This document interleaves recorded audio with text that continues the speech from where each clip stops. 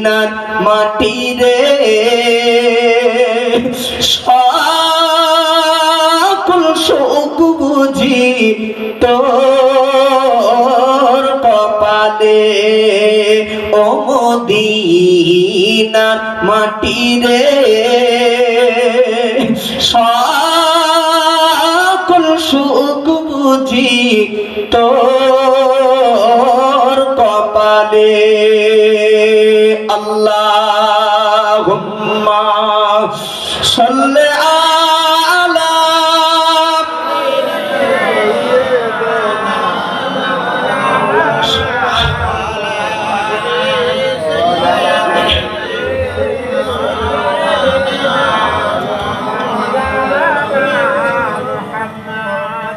নাহমাদুহু ওয়া নুসাল্লি আলা রাসূলিহিল কারীম আম্মা বা'দ ফাউযু বিল্লাহি মিনাশ শাইতানির রাজীম ইন্নাল্লাহা লা ইউগাইয়িরু মা বিকওমিন হাত্তা ইউগাইয়িরু মা বিআনফুসিহিম ক্বালা আল্লাহু তাআলা ফি আয়াতিন উখরা ওয়া লাকাদ কাররামনা বানি আদামা ওয়া হামালনাহুম ফিল বাররি ওয়াল বাহরি قال النبي صلى الله عليه وسلم كونوا في الدنيا كأنك غريب صدق الله العظيم মুআজ্জাজ মুহতারাম উলামায়ে কেরাম সম্মানিত আজকেকার জলসা নির্বাচিত সুযোগ্য সভাপতি সাহেব আজকেকার মাহফিলের দূর দূরান্ত থেকে আগত আমন্ত্রিত ওলামা হযরতগণ সম্মুখ উপস্থিত দিন দরদি ইসলাম দরদি নামাজি মুসাল্লি ভাই ও বাবাজিরা পর্দানাশীন ধার্মিকা স্নেহর মা ও বোনেরা সর্বাগ্যে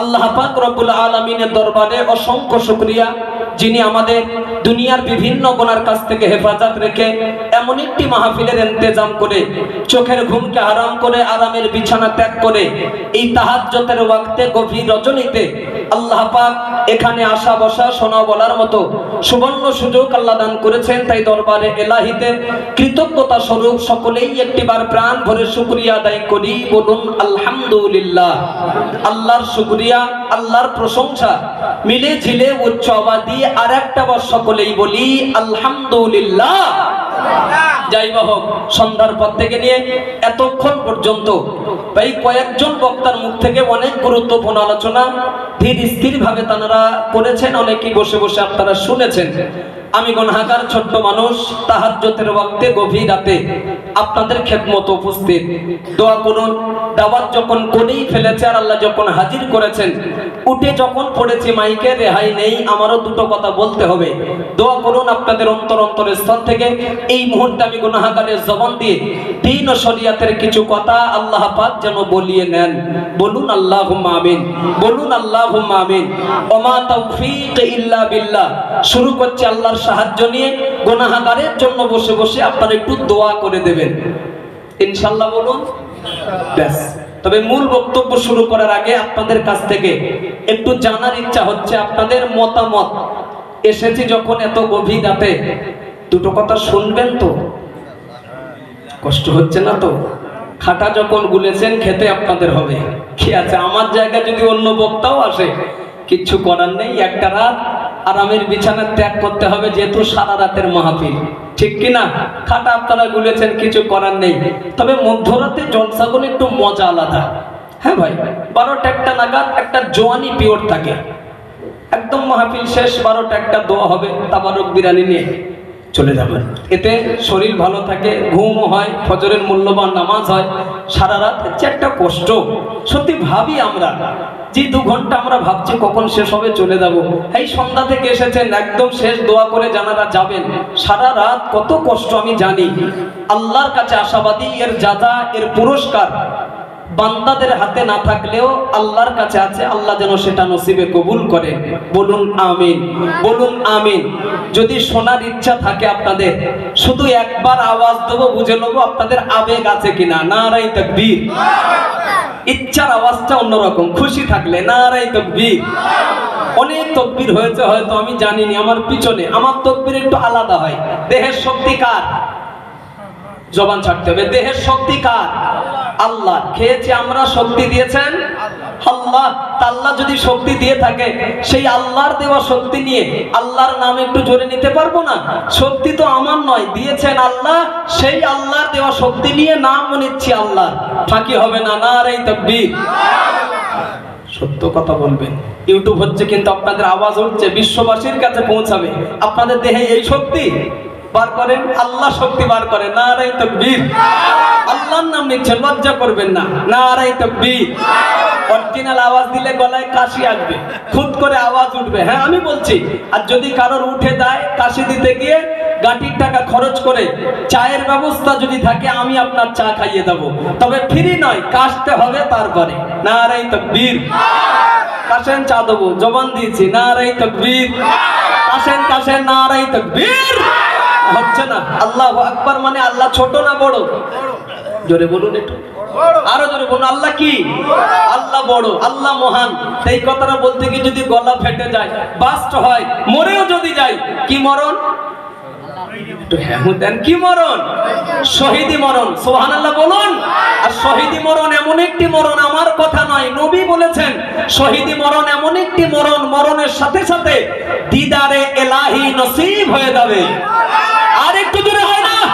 শহীদি মরণ এমন একটি মরণ, পিঁপড়ে কামড় দিলে যতটুকু কষ্ট হয়, যতটুকু জ্বালা করে, আল্লাহ যার নসিবে শহীদি মরণ লিখে রেখেছে, মৃত্যুর পূর্বে আল্লাহ ততটুকুই কষ্ট দিয়ে তাকে মওত নসিব করেন। ইনজেকশন দেবে, পিঁপড়ে কামড়াবে, কতটুকু কষ্ট হয় ভাই? শহীদি মরণ যার তকদিরে আল্লাহ লিখে রাখে, ইন্তেকালের পূর্বে আল্লাহ অতটুকুই কষ্ট দিয়ে শহীদি বান্দাকে আল্লাহ প্রাণনাশ করায়। মজলিসে যে কজন মানুষ আছেন, বেয়াদবি নেবেন না, বোঝাবার স্বার্থে বলছি। একজন মানুষ হাত তুলে বলবেন যে পৃথিবীতে আমার কোনোদিন মওত হবে না। এক পিস হাত তোলেন, সাথে সাথেই ক্যামেরাম্যান ছুটে আসবে, আপনার কাছে ক্যামেরা ঘোরাবে। হ্যাঁ, বিশ্ববাসীর কাছে আপনার দেখাবে, চিহ্নিত করবে যে হাত তুলে বলেছে কুড়িয়া ভাঙার বাজারের মসজিদের উন্নতি কল্পে যে জলসা মাহফিলে হাত তুলে অমুক ব্যক্তি বলেছে যে তার মরণ নেই, ও অমরকে। বিশ্ববাসীর কাছে আপনি চিহ্নিত হয়ে যাবেন, ভাইরাল হয়ে যাবেন। তাহলে একজন হাত তুলে দেন যে আমার মওত হবে না কোনোদিন। দেখেন, বুঝছে তাহলে হাত উঠবে না, আমি জানি। আল্লাহর কসম, মায়ের পেট যখন দেখেছি, বেশ্যার কবরের পেট আল্লাহ আমাদের দেখাবে। কথা ঠিক কিনা? যার জীবন আছে তার মরণ আছে।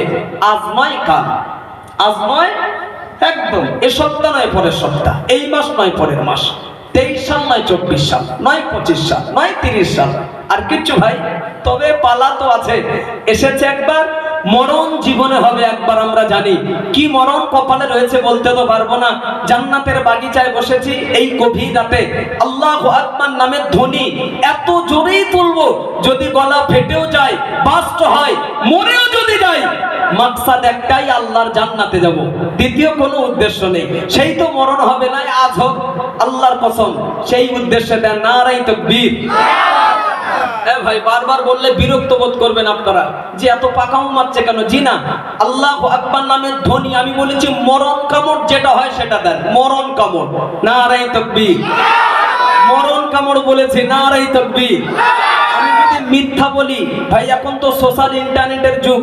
12 রবিউল আউয়াল তারিখ মানে নবী দিবসের তারিখ একটা মাহফিলে গেছে, এই আমাদের তালদির ওপারে আগলা বলে জায়গা, মরা হলদি।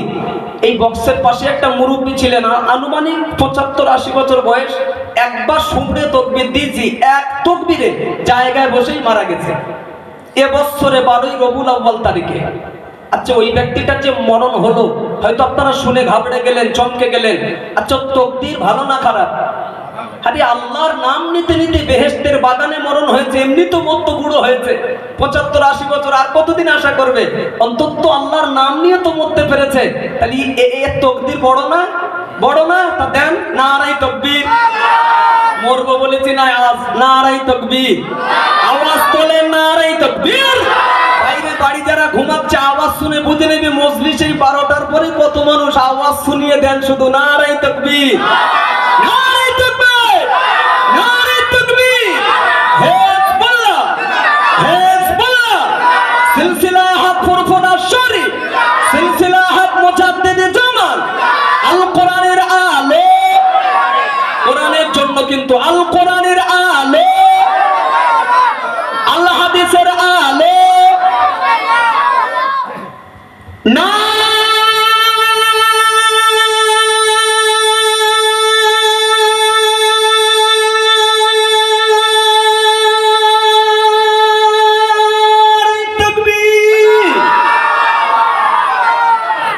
আল্লাহ কবুল করুন, বলুন আমিন, বলুন আমিন। আল্লাহর নাম নিয়েছেন, মন ফ্রি হয়েছে, ঘুম ছেড়েছে, শয়তান কেটেছে। অন্তর ভরা দোয়া রাখছি শুরুতে, কঠিন কঠিন রোগ আল্লাহ যা দেহেতে দিয়েছে, আল্লাহর নাম মহব্বতে জোরে নেওয়ার খাতিরে কঠিন কঠিন রোগ থেকে আল্লাহ সকলকে মুক্তি নসিব করে দিন। বলুন আল্লাহুম্মা আমিন, বলুন আল্লাহুম্মা আমিন। তাহলে এবার চাঙ্গা তো, চাঙ্গা তো, এবার শুরু করি। ব্যাস, আমি ভূমিকায় যাইনি, রাত 12টা ওভার মানে ভূমিকায় গেলে আপনাদের ঘুম পেয়ে যাবে। ভূমিকা ছাড়াই সরাসরি ওয়াজে হিট করছি, ধ্যানটা আমার দিকে রাখেন।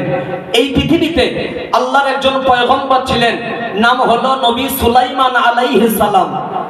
নাম শুনেছেন? কোন নবী বললাম? সুলাইমান নবী, যিনি ছিলেন জেনেদের বাদশা। জি, জেনেদের বাদশা যিনি, নাম হলো নবী সুলাইমান। জেনেদের যে হুকুম করত, বাদশা বলে কথা তো, যে হুকুম করত, জেনেরা বাদশা সুলাইমানের হুকুমের দাস ছিল, গোলাম ছিল। তো একদিন নবী সুলাইমান আলাইহিস সালামের কাছে জেনেরা এসে বাদশার কাছে এসে বলছে, বাদশা আপনি তো লিডার, বাদশা বলে কথা, তো আমরা আপনার কর্মচারী, আমাদের কোনো কাজ টাজ আছে কি? এই সময় জেনেরা জিজ্ঞাসা করছে, কর্মচারী। তো নবী সুলাইমান, ভালো করে ধ্যান দিয়ে বুঝবেন, নবী সুলাইমান লক্ষ্য করে দেখলেন যে যে সময় জেনেরা কাজ চাচ্ছে বা জিজ্ঞাসা করছে, বিশেষ একটা মসজিদের প্রয়োজন। তাফসীরের কথা বলছি, গল্প নয় কিন্তু, একটা আল্লাহর ঘর মসজিদের প্রয়োজন। তো নবী সুলাইমান বললেন যে সেই একটা জায়গা দেখা পাচ্ছ? তা জেনেরা বললেন হ্যাঁ। বলে যাও, ওই জায়গার উপরে সুন্দর করে আল্লাহর ঘর একটা মসজিদ নির্মাণ করো, যাও। এই দায়িত্ব দেওয়া হলো। তো লেবার মিস্ত্রির কাজ শুরু। জেনেরা বলো লেবার মিস্ত্রি, একদিন, দুদিন, 5 দিন, এক সপ্তাহ, 1 মাস কাজ করতে করতে মসজিদের কাজ পূর্ণাঙ্গ কমপ্লিট। একদম সুন্দর মসজিদ করেছেন, দেখার মতো চমক মসজিদ। মসজিদ কমপ্লিট করার পরে বাদশা সুলাইমানের কাছে এসে লেবার মিস্ত্রি জেনেরা বলছে, বাদশা যে দায়িত্ব দিয়েছিলেন আপনার কাজ আপনি বুঝে নিন, আমাদের কাজ শেষ, মসজিদটা দেখে নিন। তো নবী সুলাইমান গিয়ে দেখছেন, দেখার মতো মসজিদ বানিয়েছেন, সুন্দর মসজিদ। জুড়িয়ে গেল, অন্তর জুড়িয়ে গেল নবী সুলাইমানের। বাদশা সুলাইমান মসজিদটা দেখার পরে তো জেনেরা নবী সুলাইমানকে লক্ষ্য করে বলছেন, কমপ্লিট তো করলাম মসজিদ, আর কোনো কাজ আছে কি? তো নবী সুলাইমান আপাতত দেখছেন ওই সময়ে যে আর কোনো কাজ নেই, যেটাই দরকার ছিল মসজিদ করে ফেলেছে জেনেরা, আর কোনো কাজ নেই, এ টু জেড কোনো কাজ নেই। এরপরে নবী সুলাইমান জানে জেনেদের বসিয়ে রাখা যাবে না, কোনো একটা কাজে ওদের ভিড়িয়ে রাখতে হবে, নিয়োজিত করতে হবে। তো নবী সুলাইমান তখন বুদ্ধি খাটিয়ে, চালাকি মেরে, নবী সুলাইমান তখন বলছে, এই দেখো সেই একটা কুকুর দেখা পাচ্ছ, আমার দিকে দেখবেন কিন্তু ধ্যান দিয়ে বুঝবেন। তো বলে হ্যাঁ। তো বলে যাও, ওই কুকুরের লেজটা ধরে সোজা করো। কি সোজা করবে? কুকুরের লেজ। তো লেবার মিস্ত্রি কাজ শুরু। 1 দিন, 2 দিন, 5 দিন, 1 সপ্তাহ, 1 মাস কুকুরের লেজ ধরে টানা শুরু করেছেন। হ্যাঁ, সোজা করবে। জেনেরা টানতে টানতে টানতে টানতে তাফসীরে এসেছে বেশ কিছুদিন জেনেরা টেনেছেন। টানার পরে ছেড়ে দিয়ে বলছে, এই দেখ এবার ছাড়, মনে হয় লেজ সোজা হলি হতে পারে। ভাই 1 মাস আনুমানিক বলো, একটা তাফসীরের কথা। কিছুদিন টানার পরে লেজ ছেড়ে দিয়ে দেখছে জেনেদের মেহনত বেকার, না কুকুরের লেজ সেই গুটি হয়নি। জেনেদের ভিতরেই একজন জেন এসে বলছে, আমার মাথায় একটা বুদ্ধি এসছে, বলবো? তো বলে বলো। বলে এই দেখো সহজে টানলাম তো হলো না, অনেকদিন, এক কাজ করো, তেল আনো। কি আনবে ভাই? তেল। তেল।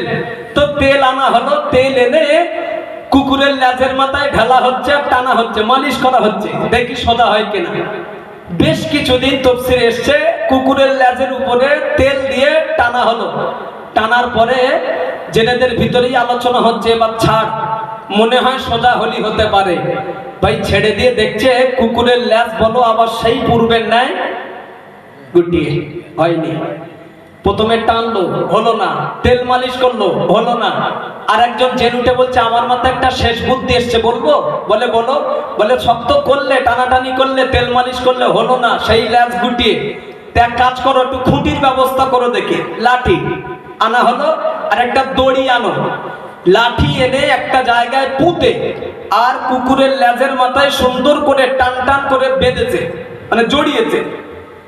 জড়িয়ে ওই দড়িটা সুন্দর করে জড়ানোর পরে টান টান করে বেঁধেছে খুঁটির গায়ে। বেশ কিছুদিন তাফসীরে এসেছে, বাঁধ বেঁধে রাখলো। রাখার পর জেনেদের ভিতরেই আলোচনা হচ্ছে, বাচ্চা এই শেষ বুদ্ধি মনে হয় সোজা হলি হতে পারে।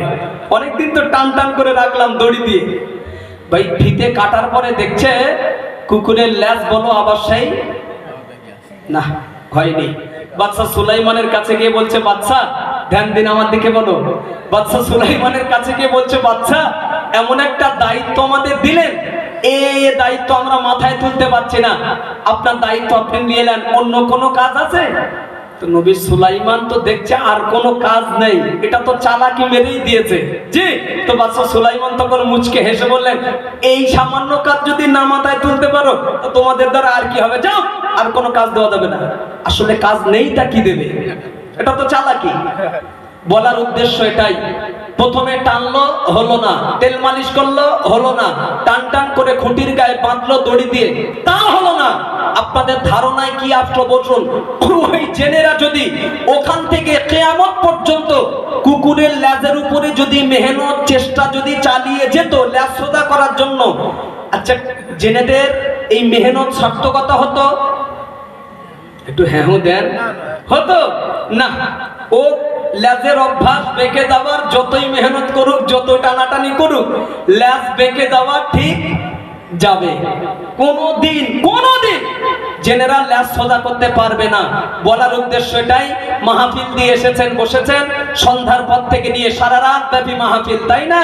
কোন হুজুর এসে আজকে এই মজলিসে টেনেছে লেজ, কোন হুজুর এসে তেল মালিশ করছে, কোন হুজুর এসে টান টান করে শেষ পর্যন্ত বাঁধবে, কোন একজন হুজুর এসে ভাই এত মানে টানার পরে, মালিশ করার পরে, কিংবা খুঁটির গায়ে দড়ি দিয়ে টান টান করে বাঁধার পরে, এখন সর্বশেষ মাহফিল শেষ হয়ে যাওয়ার পরে আমাদের লেজ যদি হয় কুকুরের লেজের নেই, তাহলে এত টানাটানি বলুন, তেল মালিশ করা বলুন, আর খুঁটির গায়ে টান টান করে বাঁধা বলুন, আমাদের মেহনত কোনো লাভ আছে কি? বোঝাতে পারিনি মনে হয়। লাভ আছে কি? না। তাহলে কুকুরের লেজ না কোনোদিন সোজা হবে না, হয়নি, হবেও না। মানুষের লেজ সোজা হবে না? হ্যাঁ, মানুষের লেজ সোজা হবে না। কবে? মানুষের লেজ আছে? মানুষের লেজ হয়? আছে, আছে। লেজ সোজা করুন, আল্লাহর কসম। এত টানাটানি, এত তেল মালিশ, এত মেহনত করে দড়িতে বাঁধা, টান টান করে, সার্থকতা হবে যদি আমাদের লেজ সোজা করতে পারি। আর লেজ সোজা করার জন্যই এই মাহফিল, কথা ঠিক কিনা? আল্লাহ লেজ সোজা করার তৌফিক দিন। বলুন আল্লাহুম্মা আমিন, বলুন আল্লাহুম্মা আমিন, বলুন আল্লাহুম্মা আমিন। আমার ভাইরা, কোরআন শরীফ থেকে আমি দুটি আয়াতে কারিমা রেখেছিলাম। বিশ্বনবীর অসংখ্য হাদিস শরীফের ভিতর থেকে ছোট্ট একটি হাদিসের টুকরা রেখেছিলাম। আমার নির্দিষ্ট সময় আমি জানি, আমার সাবজেক্টের দিকে আমি ফিরে আসছি। ধ্যান দিন, আজকে মাহফিলকে কেন্দ্র করে কোরআন শরীফের যে আয়াত আমি রাখলাম, মহান আল্লাহ বললেন, ওয়ালাকাদ কাররামনা বানি আদামা। আল্লাহ বললেন, ঘুম পাচ্ছে না তো আপনাদের? পাচ্ছে না তো? আর একবার তাকবীর দেন, নারায়ে তাকবীর। শুধু চাঙ্গা থাকে, বাকিটা আমি বুঝছি, দেখি। জি, আল্লাহ বললেন, ওয়ালাকাদ কাররামনা বানি আদামা। মহান আল্লাহ বললেন, বনি আদম সম্প্রদায়ের মানুষ দিগকে, বনি আদমের আওলাদ দিগকে, ওয়াহামাল্লাহুম ফিল বাররি ওয়াল বাহরি, আমি আল্লাহ সম্মানিত করে বানিয়েছি। সুবহানাল্লাহ বলুন। আল্লাহ বললেন, বনি আদমের আওলাদ যারা, বনি আদমের সন্তান যারা, পৃথিবীতে আমি আল্লাহ তাদের সম্মান মর্যাদা দিয়েছি। যদি জিজ্ঞাসা করি একটু বলবেন আপন ভেবে, ভাই আদমের আওলাদ বা সন্তান কারা? জি, আদমের বাচ্চা কারা? আমরাই। তাহলে আল্লাহ যে আমাদের সম্মান মর্যাদা দিয়েছে, আপনারা শুনে কি খুব বেজার, অসন্তুষ্ট? যদি খুশি হয়ে থাকেন সুবহানাল্লাহ সকালে বলবেন না জায়গায় বসে? জোরে বলুন, জোরে বলুন, আর জোরে বলুন। নম্বর 2, লাকাদ খালাকনাল ইনসানা ফি আহসানি তাকওয়িম। মহান আল্লাহ বললেন, মানুষ সম্প্রদায়কে আমি আল্লাহ সুন্দর আকৃতি দিয়ে সুন্দর গঠন করে আমি আল্লাহ জগতে পাঠিয়েছি। সুবহানাল্লাহ। আরেকটু জোরে হয় না?